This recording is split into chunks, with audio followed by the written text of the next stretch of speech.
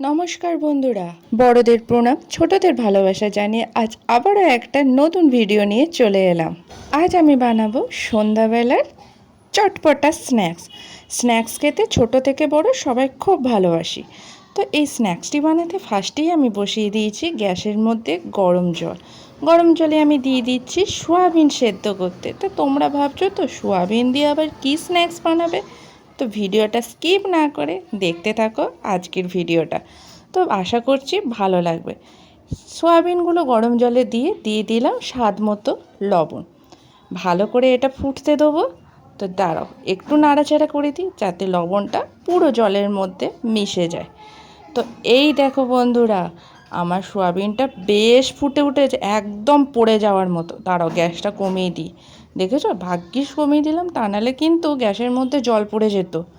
তো এই যে সোয়াবিনগুলো আমার ফুটে গেছে আর কত বড় বড় হয়ে ফুলে উঠেছে, দেখেছো তো।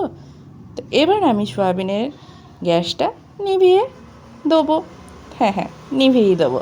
তো চলো, গ্যাসটা নিভিয়ে দিয়ে আমি সোয়াবিনটা জল ঝরিয়ে নিলাম।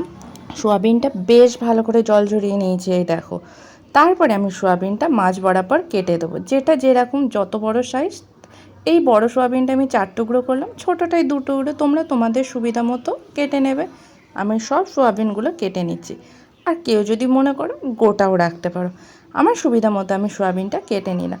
তারপরে আমি দিয়ে দিচ্ছি স্বাদ মতো লঙ্কা, আমি এখানে 2টো কাঁচা লঙ্কা ইউজ করেছি। আর দিচ্ছি একটা গোটা পাতিলেবুর রসটা আমি এর মধ্যে দিয়ে দেব।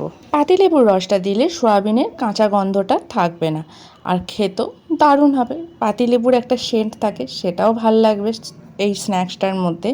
তাই রসটা পুরো গোটা একটা পাতিলেবু আমি এখানে ইউজ করলাম। তোমাদের যদি সোয়াবিনের পরিমাণটা একটু বেশি থাকে তাহলে তোমরা 2টো গোটা পাতিলেবু ইউজ করবে। আমার পরিমাণ মতো আমি একটা পাতিলেবুর রসই দিয়ে দিলাম। দিয়ে আমি দিয়ে দিচ্ছি স্বাদ মতো লঙ্কা গুঁড়োটা তোমরা তোমাদের স্বাদ মতো দেবে। তারপরে আমি দিয়ে দিলাম 1 চামচ আদা বাটা। তারপরে আমি দিয়ে দিচ্ছি একদম ছোট চামচের 1 চামচ জিরে গুঁড়ো। 1 চামচ না, আর একটু দিই, দাঁড়াও, খেতে আরও ভালো হবে, তাই আমি এখানে 2 চামচ জিরে গুঁড়ো দিয়ে দিলাম। এরপরে আমি দিয়ে দিচ্ছি 1 চামচ গোলমরিচ গুঁড়ো দিয়ে ভালো করে সমস্ত উপকরণ সোয়াবিনের সঙ্গে মিশিয়ে নেব। এটা ম্যারিনেট করে আমি 10 মিনিট রেখে দেবো। খুব ভালো করে মিশিয়ে নিতে হবে, খেতে কিন্তু দুর্দান্ত হয়, তোমরা একবার বাড়িতে ট্রাই করে দেখতে পারো। তার সমস্ত উপকরণ আমি এখানে মিশিয়ে 10 মিনিট রেস্টে রেখে দেবো। আর এদিকে আমি নিয়ে নিয়েছি বেসনের মধ্যে আমি দিয়ে দেবো স্বাদ মতো লবণ। এরপর বেসনের মধ্যে দিয়ে দেব একদমই ছোট চামচ, চা চামচের 1 চামচ হলুদ গুঁড়ো। তারপর দিয়ে দেব বড় চামচের 1 চামচ কাসুরি মেথিটা বেসনের মধ্যে দিলে স্বাদ আরও দ্বিগুণ করিয়ে দেয়। এই কাসুরি মেথির সেন্টটা দারুণ লাগবে। তারপরে আমি দিয়ে দিচ্ছি 2 চিমটি খাবার সোডা। এটা দিলে মুচমুচে হবে, বেশ ক্রিস্পি হবে ব্যাপারটা। তো দিয়ে সমস্ত উপকরণ দিয়ে আমি জল দিয়ে ভালো করে বেসনটা মাখিয়ে নেব। তো জলও পড়ে গেছে বেসনের মধ্যে। চলো এবার সমস্ত উপকরণ খুব ভালো করে মিশিয়ে মাখিয়ে নিই। আর হ্যাঁ বন্ধুরা, খুব তাড়াতাড়ি এই স্ন্যাক্সটি তৈরি হয়ে যাবে। আর বাড়িতে কোনো অতিথি এলে চপ সিঙ্গারা তো থাকেই, তার পাশে যদি সোয়াবিনের এই স্ন্যাক্সটি দেওয়া যায়, একদম নিত্য নতুন আইটেম। তো তারা খেতেও ভালো লাগবে আর প্রশংসাও করে যাবে আপনার। তো একবার ট্রাই করে তো দেখাই যেতে পারে। তো এই যে আমার এখানে বেসনটা ফাটানো হয়ে গেছে। এরপর আমি বেসনের মধ্যে দিয়ে দিচ্ছি, এই দেখো বেসনটা ঠিক থিকনেসটা এরকম রাখবে। এরপরে আমি দিয়ে দেবো ম্যারিনেশন করে রাখা সোয়াবিনটা দিয়ে বেশ ভালো করে বেসনে মিশিয়ে নেব। এই দেখো আমি এটা মিশিয়ে নিচ্ছি, তোমরাও ঠিক এইভাবে করে নেবে। আর ম্যারিনেশন করে রাখলে সোয়াবিনের মধ্যে সমস্ত মশলাগুলো ঢুকে যাবে আর খেতে দারুণ হবে। তো এইভাবে আমি সোয়াবিনের আগে ম্যারিনেট করে রেখেছিলাম, আমি 10 মিনিট রেস্টে রেখেছিলাম। তারপরে ওই সোয়াবিনটা আমি বেসনের সঙ্গে খুব ভালো করে মিশিয়ে নিলাম। তারপর আর কি, এবার তেল গরম করে ছাড়লেই রেডি আমাদের এই সোয়াবিনের পকোড়া। আর সোয়াবিন খেতে আমরা কম বেশি সবাই ভালোবাসি, তো একবার ট্রাই করা যেতেই পারে।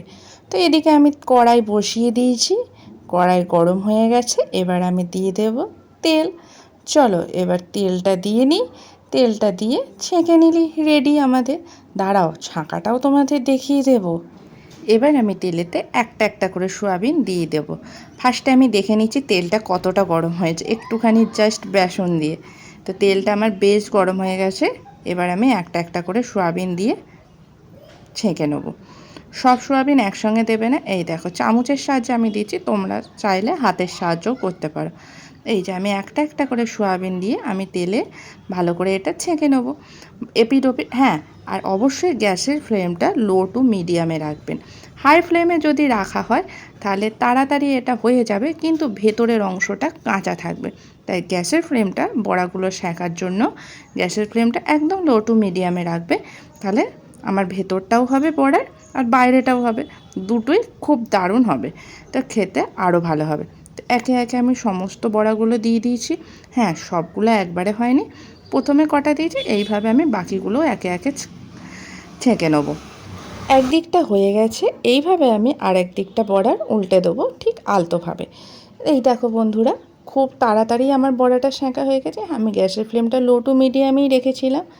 এইভাবে আমি, এই দেখো আমার বড়াগুলো কি সুন্দর লাল লাল হয়েছে। এবার আমি এই বড়াগুলো তুলে নেব। একইভাবে আমি এই তেলের মধ্যেই বাকি পকোড়াগুলো ভেজে নেব বা বড়াগুলো। তো এই দেখো আমার এই বাকি ব্যাটারটাও রেডি, আর বাকি ব্যাটারটাও আমার এখানে ভাজা হয়ে গেছে। আমি একটা একটা করে সমস্ত বড়া ভেজে নিয়েছি।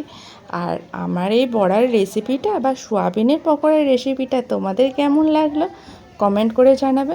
স্ন্যাক্স তো রেডি, এর সঙ্গে এক কাপ চা বা সস সঙ্গে পরিবেশন করলেই হয়ে যাবে। খেতে দারুণ লাগে বন্ধুরা, তোমরা একবার ট্রাই করতে পারো।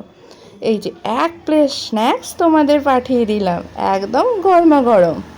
তো বন্ধুরা একটু সসের সঙ্গে লাগিয়ে খেয়ে নিলেই হচ্ছে, অসাধারণ। তো আমার এই রেসিপিটা কেমন লাগলো কমেন্ট করে জানাবে। যদি ভালো লেগে থাকে একটা লাইক করে দেবে।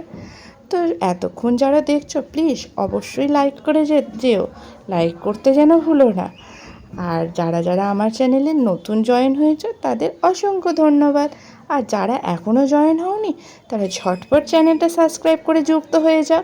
তো টাটা বন্ধুরা, সবাই খুব ভালো থেকো, সুস্থ থেকো, নিজের খেয়াল রেখো। তো আজ এই পর্যন্তই, আবারও একটা অন্য ভিডিও নিয়ে চলে আসবো অন্য একদিন। তো আজ এই পর্যন্তই বন্ধুরা, টাটা, সবাই খুব ভালো থেকো।